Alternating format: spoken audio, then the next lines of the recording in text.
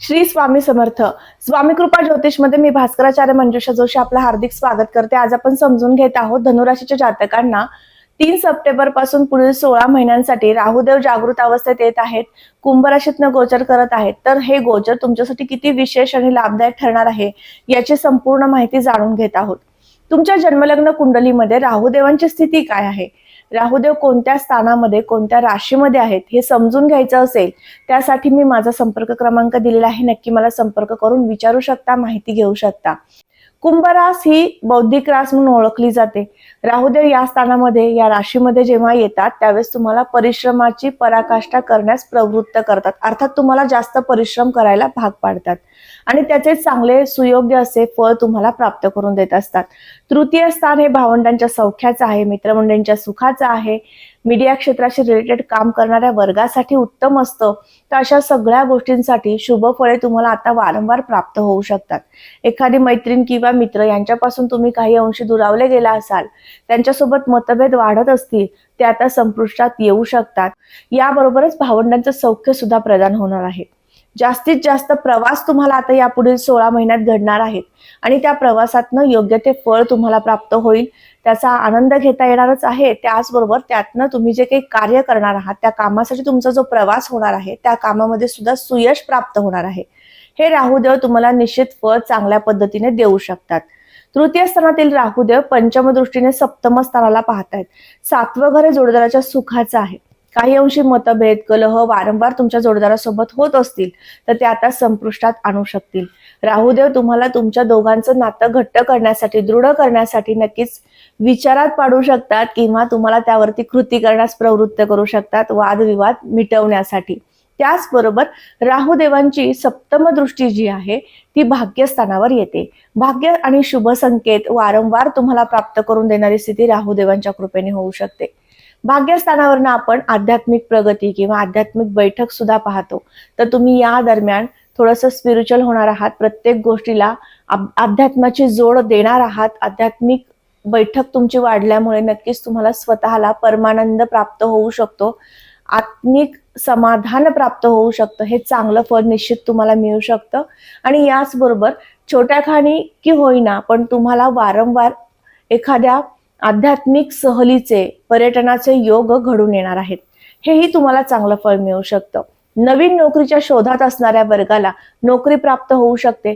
तुमची नोकरी सुरू आहे, काही वर्षांपासून तुम्ही एखाद्या ठिकाणी नोकरी करत असाल आणि नोकरीमध्ये सातत्याने मतभेद कलह तुमच्या कलिग्स बाबतीमध्ये होत आहेत किंवा वरिष्ठ अधिकारी कनिष्ठ अधिकाऱ्यांसोबत होत आहेत. यातनं बाहेर पडण्यासाठी सुद्धा आता स्थिती उत्तम आहे.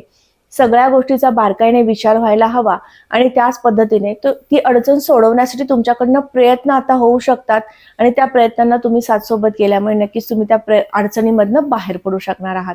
तो वाद कलह तुम्ही संपुष्टात आणू शकणार आहात. राशीची 9वी दृष्टी लाभावर येते. मग व्यापारी वर्गांना नक्कीच लाभाची संधी प्राप्त होणार आहे. तुमचं कागद, कापड, गोड पदार्थ, संगणक, रबर, प्लास्टिक या संदर्भातील काम आहे. सोने चांदीचे तुम्ही व्यापारी वर्ग आहात तर अशा वर्गांना नक्कीच उत्तम चांगली फळे राहुदेव देऊ शकतात. शेअर मार्केटमध्ये उत्तम स्थिती उत्पन्न करून देणारी स्थिती सुद्धा आता आहे. गुंतवणूक करण्यास अजिबात हरकत नाही.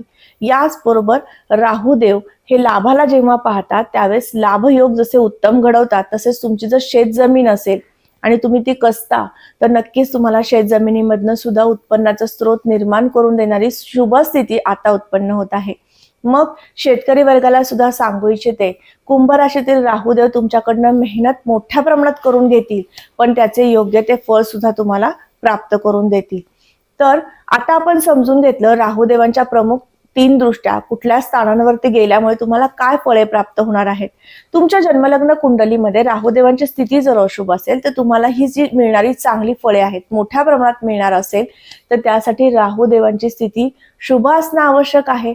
परंतु कुंडलीत ती अशुभ स्थितीमध्ये असेल तर मात्र तुम्हाला उपासनेची आवश्यकता नक्कीच लागणार आहे. त्यासाठी उपासना काय करायची समजून घेऊयात.